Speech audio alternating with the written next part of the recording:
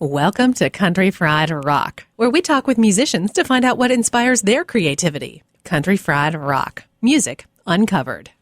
This is Country Fried Rock. I'm your host, Sloan Spencer. This week, we're talking with Samantha Martin, a Canadian musician with some good insight on what it's like to get across the border, or not, in order to share your music with nearby audiences. With her debut album, Samantha Martin and the Haggard, Martin shares the challenges of a DIY band with a diversity of talent and how challenging it is to present the breadth of your skill on one short record. Hear our insightful conversation with Samantha Martin on Country Fried Rock. Country Fried Rock is available worldwide via Public Radio Exchange, prx.org. My guest today on Country Fried Rock is Samantha Martin with a self-titled record, Samantha Martin and the Haggard. Welcome. Hi. Tell me a little bit about the band. How'd y'all get together? I released a solo record in 2008 called Back Home. And when I was trying to play the record live, I was having to hire a band every time I played, reteaching the songs every time. So it got a little tiresome, and we couldn't just play shows off the drop of a hat. So I went looking for just a steady band, and I found them. We've been together now for 5 years. There's something to be said for, being able to get a phone call and an hour later be playing a show. When you do hire people for a show specifically rather than as a band, and that relearning every time impacts your songs. Oh, definitely. And sometimes, and don't get me wrong, sometimes it impacts it for the better because every musician hears the song differently and maybe hears a different part that you didn't hear originally. And it's really interesting. Keeps you on your toes and, all that kind of stuff. But there's also something to be said about a band that just gels. Yeah, and that's what I've got with the boys in the Haggard. It just gels. We know what each other is going to do. Give me a little bit of the timeline of how this most recent album developed. So I guess this is April of 2008. I've released Back Home. I've played 4 or 5 shows, and I would say in about June of 2008, I'd had enough of trying to teach people songs for every gig. So I was going to the Cameron House here in Toronto, and there's a band that was playing there, the Kensington Hillbillies, and I asked the guys in the Kensington Hillbillies, the rhythm section, and the guitar player, I was like, what would you guys think about backing me up? Because they already played together in another band. So I was just like, it'll be a whole different thing. The Kensington Hillbillies are very country. Actually, in recent years, it's just a bit more punk rock influence, which is kind of fun to hear. Yeah, it was like a whole different thing, and they agreed to do it. And fast forward 4 years, we recorded the first album. I had just released my solo album, so we kind of worked that for a little while. And then, once we had written the songs as a band for the next album, we were ready to go. Then we started saving the money and getting everything all together. So, recording is a long process. Never miss a radio show from Country Fried Rock. Subscribe to our podcast on iTunes. Just search Country Fried Rock. This is Samantha Martin, and you can visit us at samanthamartin.ca.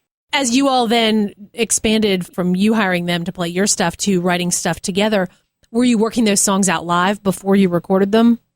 No, we've got a bit of a rule about that. We don't always stick to the rule, but I bring the song to them in a rehearsal, that just the bones of a song, and just say, what do you think about this one?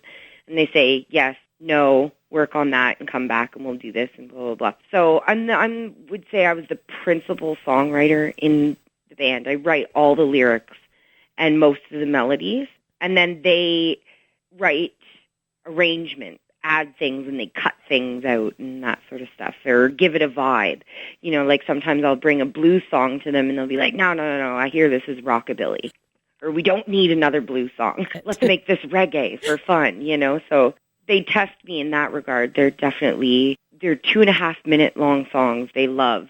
They don't want anything over 3.5. They cut the fat. Well, that explains also some of the musical variety in the songs on this record. Yes. My record collection is as varied as my records. How did you get started collecting records? My mom and dad. Yeah, when they stopped using their turntable, I took it. And I took all the records with me. So, I've got everything from Olivia Newton-John to the Rolling Stones. Mm-hmm. And, I've got all the classic country stuff because that was my dad's thing. And then my mom was like the Rolling Stones, and I got her Nazareth record. So, my mom was the rocker and my dad was the country guy. And he liked the Beatles. He was like country and pop, and my mom was rock and roll and soul and blues, with the exception of Olivia Newton-John, because for some reason I think it was just the generation. She just loved Olivia Newton-John. Whenever I go to Memphis or Clarksdale or whatever, and I'll go and check out a record shop and pick up something that I've never seen before, or something that you can't find up here, or it's harder to find up here. Record shops are just as regional as phone carriers. You get a different taste in every town, like as far as, in Toronto, you can get a lot of stuff in Toronto, but, go down to Clarksdale or go down to Memphis, and the type of records that you find are, Stax records and Sun, the recording scene that was there and still is. That's the kind of stuff that you get there. Around here, you have to know what record store to go to get that kind of stuff. Hi, you're listening to Samantha Martin and the Haggard. You can purchase our music on iTunes. What kind of R&B and soul stuff grabbed you there? I picked up some Staple Singers. I picked up Ann Peebles, Laverne Baker. Oh, yeah. Picked up some Nina Simone.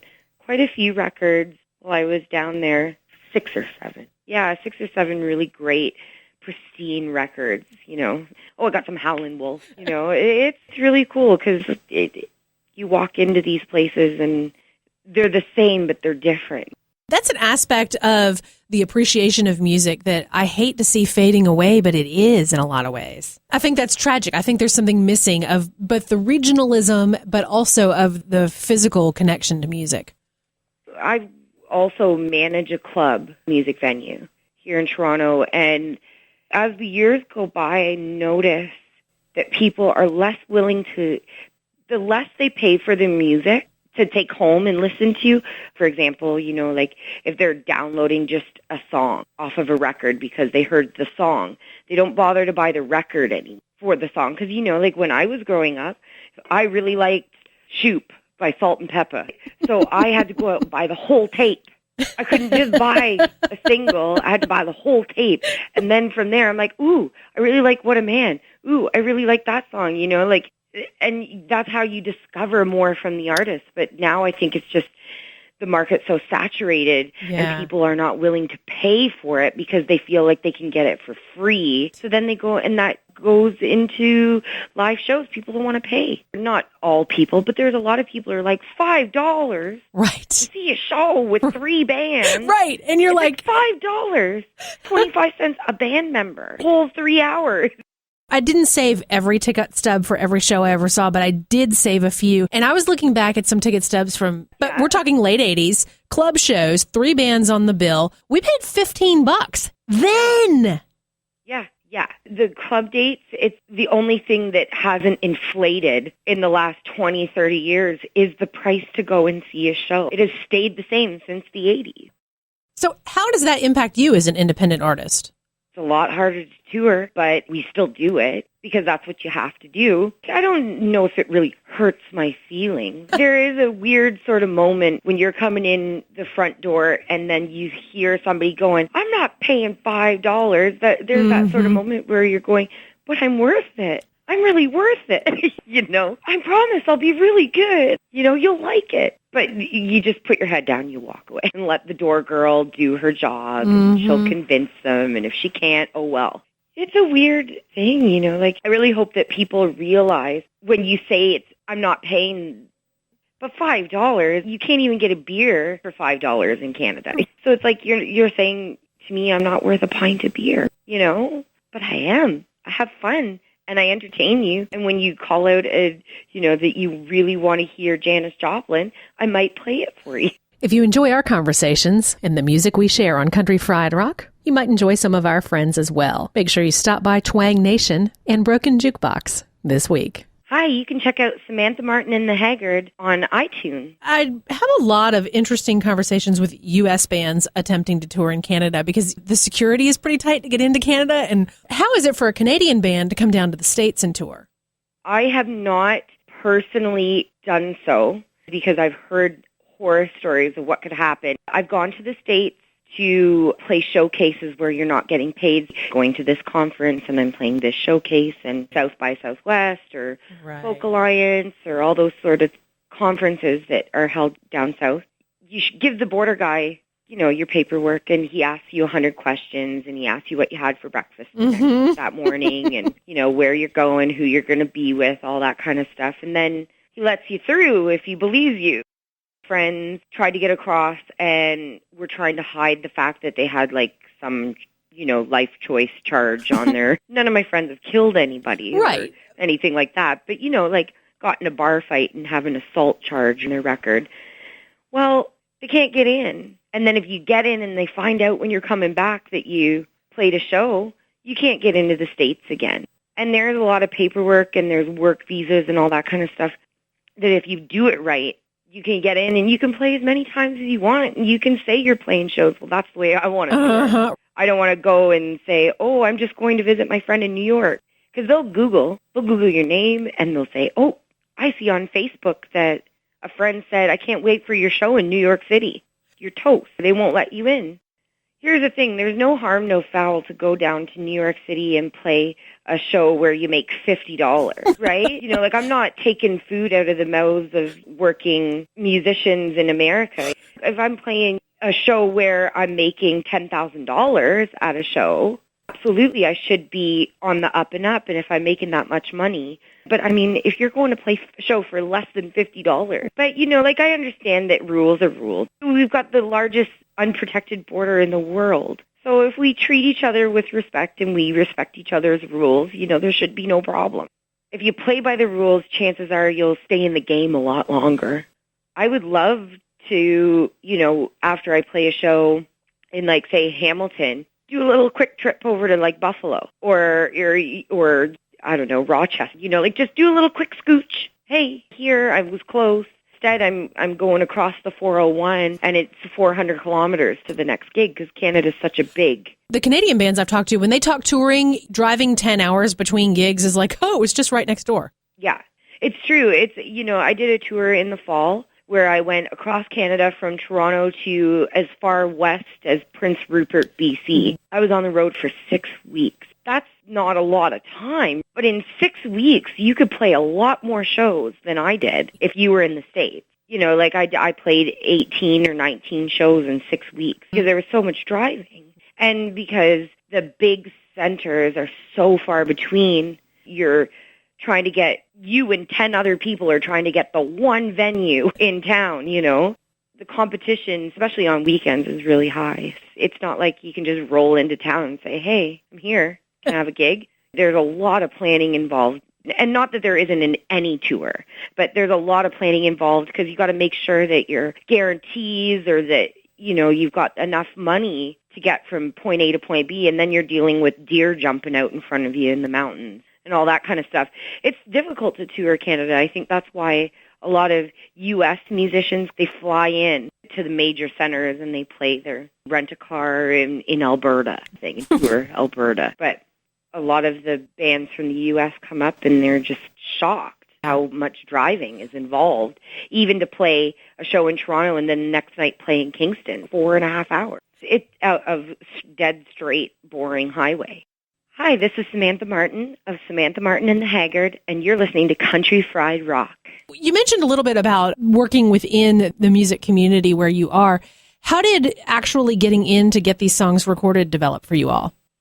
We were really well prepared going into the studio. Like I said, we were playing together for 4 years before we recorded. There was just a lot of talk about, okay, well, what kind of record do we want to make? Because we had a lot of songs and they were ready to go. And I said, you know what, let's do a sampling of some of these songs. I said, because I'm the kind of person where if it's a straight rockabilly record, by the 8th song, I'm kind of over it, but I like records that are a little bit more varied because it keeps my interest longer. And as long as you can get some cohesiveness out of the whole record. In our case, it's the fact that it's the same 4 people playing the same 4 instruments and my voice throughout the whole thing. And then, it's a soul song. Okay, let's bring in 3 gospel singers and keyboards. Oh, it's a country song. Let's bring in 3 different girls who are going to do like that tabernacle stuff. Okay, let's do that. Rockabilly, no, let's just leave it that, like the 4-piece.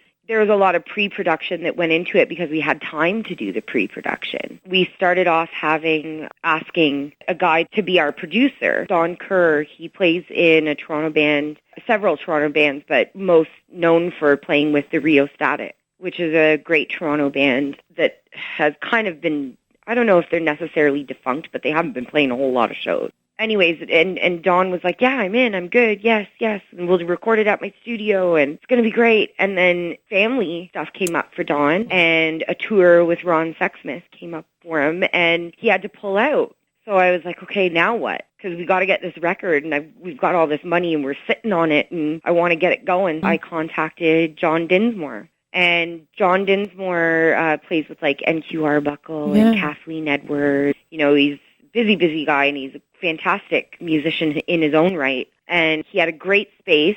It was a big warehouse sort of room, like a big room, and we were able to all record together in the same room. I was isolated. I was in a hot vocal booth in July. No air conditioning and no moving air, singing in my bathing suit. We recorded everything in 6 days. The whole record was done in 6 days and mixed in another 4 days. We moved fast. And then after we got it all pressed and everything, and we waited and we promoted and all that kind of stuff and released it in March of 2012. So July 2011 is when we recorded it. Are you getting ready to have an official kind of U.S. release with this? We are talking about doing some shows in November. So I guess you would consider that the release in the U.S., but I think calling it a release at this point when it's already been out, I think we're just finally getting to the state. You do what you can based on what you can, you know, based on what you have in your own back pocket. I don't have a problem breaking even. It's a success. I have no problem losing a small amount of money, but in order to get into a market that I want to kind of develop as an artist, I want to go into New York because that's close for me. And I'm easily able to get there on a regular basis and continue to grow that market for myself. Like, how often am I going to fly to Australia? Like, how often am I going to really be able to develop that market at this point in my career? I'm going to be able to go there once. I'm going to lose a whole boatload of money, and then I'm going to fly back, and I'm not going to be able to go there for another 2 years. Slow and steady. Don't bite off more than you can chew. That gives you longevity as well. You just kind of build out. You know, it's the same as playing Risk. You start with your one country, and you just kind of build out, and you get your army of fans. Country Fried Rock is a proud sponsor of Front Porch Fest, coming to Stewart, Virginia, August 30th through September 1st. Get your tickets now at frontporchfest.com. Hi, you've been listening to Samantha Martin and the Haggard. What emerging Canadian music should be on our radars? You know what? There's a couple things that I've really liked in the last little while. One is Meanwood. They're called Meanwood, and they're doing a residency at the bar that I run. They're really cool. They've got a really cool vibe. It's like bluesy, but a little bit rock and roll at the same time, but it's also got like this folk thing going on where it's not like too abrasive or anything. I don't know. I really like it. It's sort of Detroit Cobra kind of thing, but a little bit less chaotic than Detroit Cobras can be. I love the Detroit Cobras, don't get me wrong. But there's a specific type of person that can do what she does in the Detroit Cobras, you know. Very true, very true. And be able to get away with it. You know, Meanwood's really awesome. Scarlet Jane, so that's Andrea Romolo and Cindy Duar. They're out on tour. They're making huge waves, huge waves. Alejandra Ribera. Oh. She's incredible. She's incredible. She blows my mind. Jada Kelly is really awesome. Dodge Fiasco is a really great band. My guitar player also plays in Dodge Fiasco, but they're like a 50s, 60s rock and roll, and Chris Dignan, the guy who's the lead singer in that band and the principal songwriter, he's mind-blowing. His songs are so good. Cool. They'll do 3 sets of music, and you'll be like, oh, that must have been a cover. No, that whole set must have been covers. No, it was all original. It's that kind of songwriting where you feel like you've heard it before, but you can't figure out where you heard it. It's because you haven't, and it's so good. There's so much good stuff going on. There's so much good stuff. Danny Nash That's another one. I really like her stuff. She's country, and she's a firecracker, that one. She's really great. There's so much stuff going on. The Rattlesnake Choir is incredible. Like, if you want that sort of unique instrumentation, and songwriting is so strong, the Rattlesnake Choir is something to check out. Screamin' Sam plays like slinkies. Ooh. As percussion and cheese graters with sandpaper. Really, really cool. It's a fantastic live show. It sounds amazing. It sounds interesting because it's not often that your percussion plays slinky. Just hearing the variety and things that are interesting to you, really, it explains so much about the sounds on your record as well, because it's cohesive because of your voice, but the style of every song definitely is different. Yeah, and something for everybody. If you don't really love country music, that's okay. There's a couple blues songs and a reggae song. That's why my fans, like my diehard fans, are so varied. There are certain things on every record that they really like. They don't have to love the most country song on the record. They don't have to love the reggae song, because there's so much more for everybody. I get criticized for it. Right. Because they're like, well, we can't classify you. We can't give you a genre. And it's like, well, isn't that a good thing? In my mind, it's like, you can't pigeonhole me. You can't say I'm a country artist. You know, like, for instance, somebody goes, oh, yeah, country artist, Samantha Martin. And then they show up to the show and they're like, you're not country. Right. And it's like, I didn't tell you I was. I said roots and roll.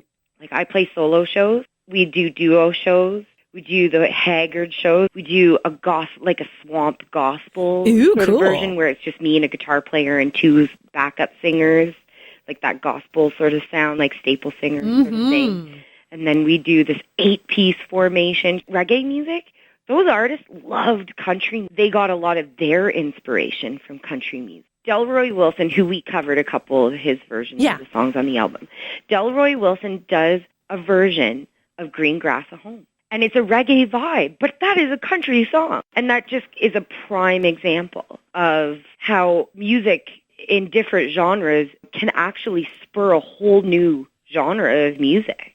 Another example, I guess, would be a Cuban band called Los Zaffiros, which means the Sapphires. So Los Zaffiros, they're a Cuban band in the 50s, 60s, and they took that 60s stuff, that 60s soul stuff. First of all, you know, made it very Cuban, and it's a vocal thing. Like, instead of having horns, they've got like 5-piece vocal harmony. It's like all 5-piece harmony. Wow. It's incredible to hear. But they were influenced by the soul music coming out in the 50s and the 60s. I didn't know about Los Zaffiros until I started playing with this band, and then Mikey, the guitar player, says, oh, I'm working with this Cuban guy, and he turned me on to this band called Los Zaffiros that his parents listened to, and he pops it in the CD tray. I'm like, this is incredible. So I learned Los Zaffiros is incredible. They're really, really cool. Thank you so, so much for your time. I really appreciate it. Awesome. Thank you. Have a great day. You too. Bye. Country Fried Rock, Music Uncovered. Find our full playlist at countryfriedrock.org. You can subscribe to our weekly podcast on iTunes. Just search Country Fried Rock. Our theme music is from The Heap. Check them out at heapdeluxe.com. That's HEAPDELUXE. Our Country Fried Rock stinger is from Steve Soto and the Twisted Hearts. Country Fried Rock. Copyright 2013 by Lily Pad Productions. All rights reserved. Country Fried Rock is a partnership with the nonprofit Florence Regional Arts Alliance. Your donations to this program are tax deductible to the extent you are eligible under U.S. law. Country Fried Rock radio programs are distributed to public radio through the Public Radio Exchange, prx.org. Ever he been helping us some country fried rock.